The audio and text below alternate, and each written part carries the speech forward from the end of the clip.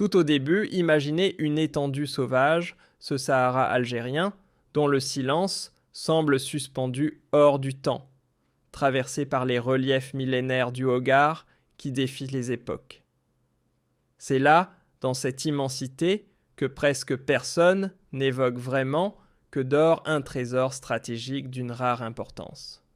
Un trésor assez puissant pour éclairer des métropoles entières durant des générations. Un trésor qui pourrait propulser l'Algérie au rang de géant énergétique de demain.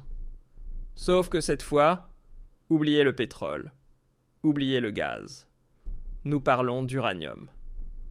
Effectivement enfoui au plus profond du sud algérien, dans les entrailles du massif du Hogar, sommeille d'imposantes réserves d'un minerai devenu l'une des matières les plus disputées de la planète dans cette guerre énergétique d'un nouveau genre. Forcément, une interrogation surgit. Alger a-t-elle vraiment les épaules pour rejoindre ce club ultra restreint des nations du nucléaire civil ? Et surtout, qu'est-ce qui se trame là, à l'abri des regards? Avant de plonger ensemble dans les coulisses de l'atome algérien, pensez à faire vivre la chaîne un petit pouce levé, un abonnement et la cloche bien activée. Parce qu'ici, on ne se contente pas de recycler les gros titres.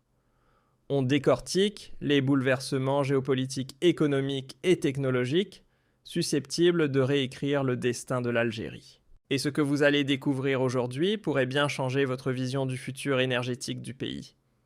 Depuis plusieurs années, le monde entier assiste à une transformation majeure.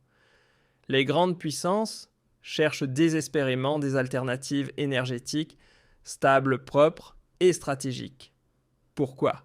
Parce que le pétrole devient plus instable, parce que le gaz dépend des tensions géopolitiques et parce que les énergies renouvelables seules ne suffisent pas encore à alimenter les besoins industriels gigantesques des économies modernes.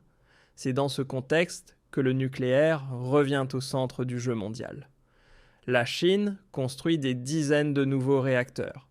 La Russie exporte sa technologie nucléaire partout dans le monde.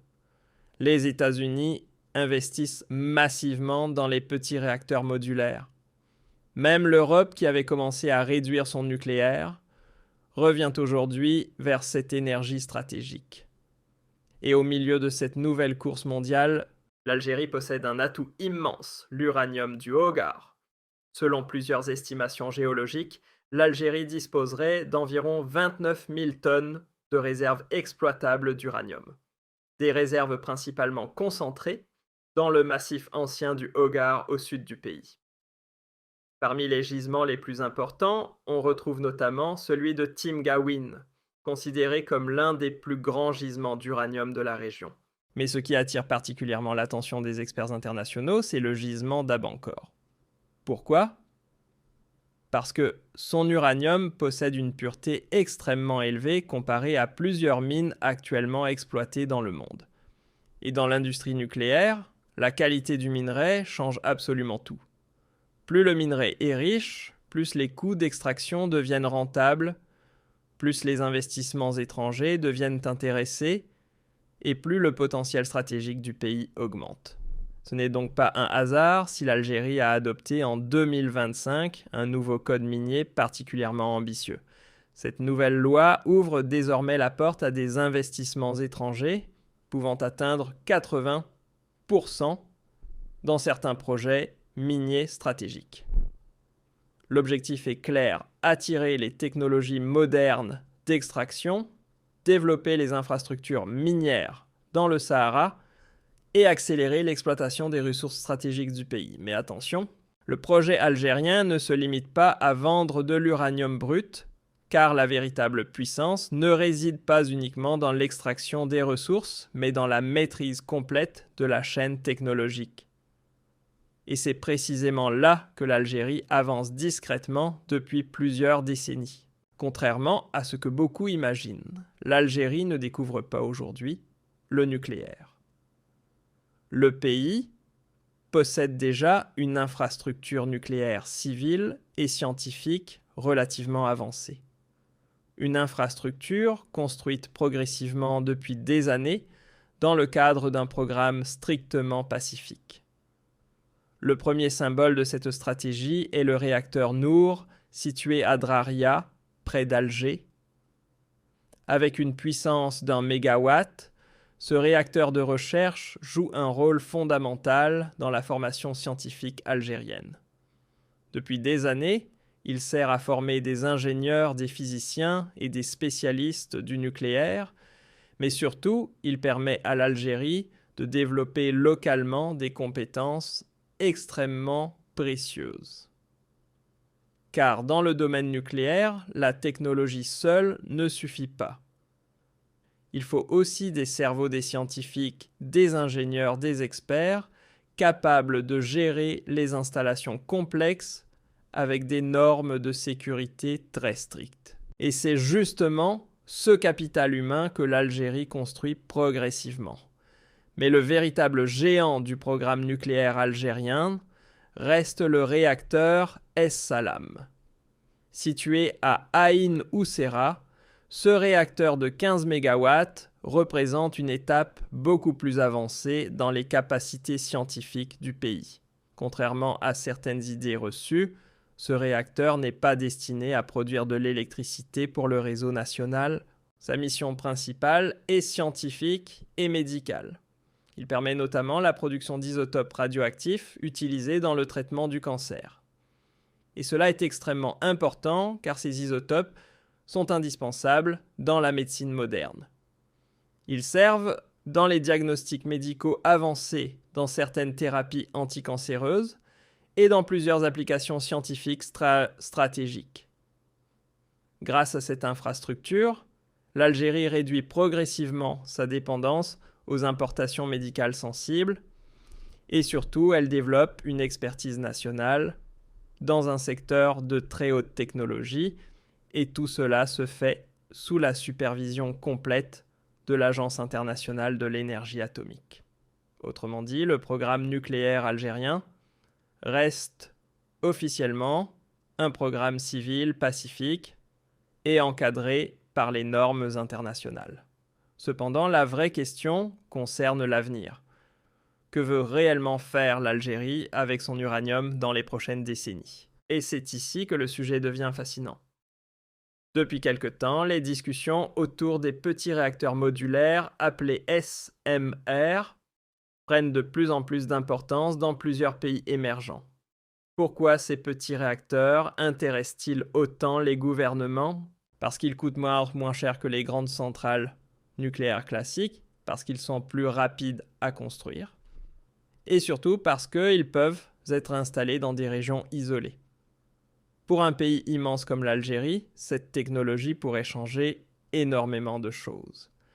Imaginez un instant des petits réacteurs capables d'alimenter les régions du sud en électricité stable, des installations capables de soutenir les projets industriels dans le désert, mais surtout des réacteurs utilisés pour dessaler l'eau de mer. Car derrière la question énergétique se cache un autre défi immense, l'eau. Le stress hydrique devient l'un des plus grands problèmes stratégiques du XXIe siècle et l'Algérie n'échappe pas à cette réalité. Certaines régions du Sud connaissent déjà des pressions importantes liées à la rareté de l'eau.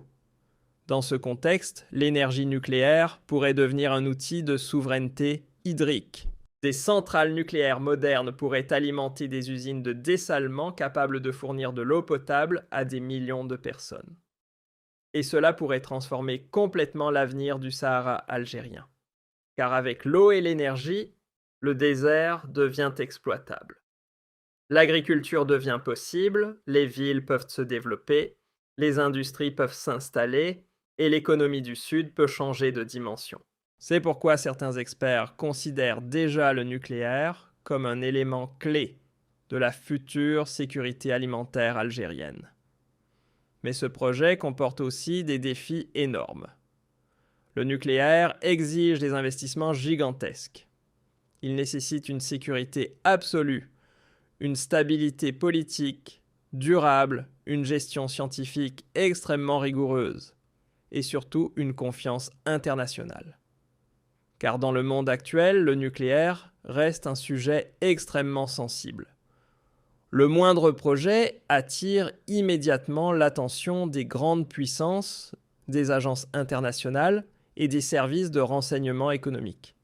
C'est pour cette raison que l'Algérie avance avec prudence. Pas de déclarations spectaculaires, pas d'annonces irréalistes, mais une progression lente, méthodique et stratégique. Et peut-être que cette discrétion est justement la véritable force du projet algérien. Pendant que beaucoup parlent, l'Algérie construit progressivement ses capacités scientifiques, énergétiques et technologiques. De l'uranium enfoui dans les profondeurs du Hogar au réacteur Nour et S. Salam, des lois minières modernisées aux ambitions autour des petits réacteurs nucléaires. Une chose devient claire, l'Algérie prépare peut-être l'une des transformations énergétiques les plus importantes de son histoire.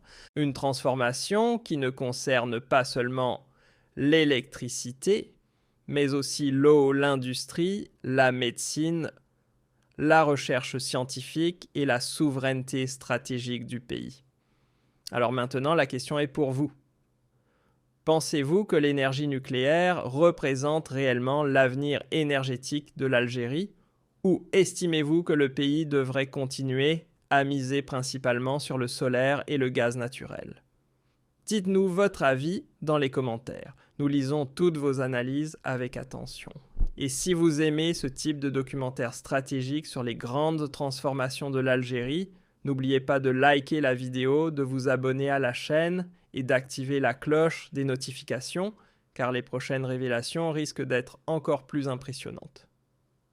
À très bientôt pour une nouvelle immersion au cœur des projets qui pourraient changer le futur de l'Algérie.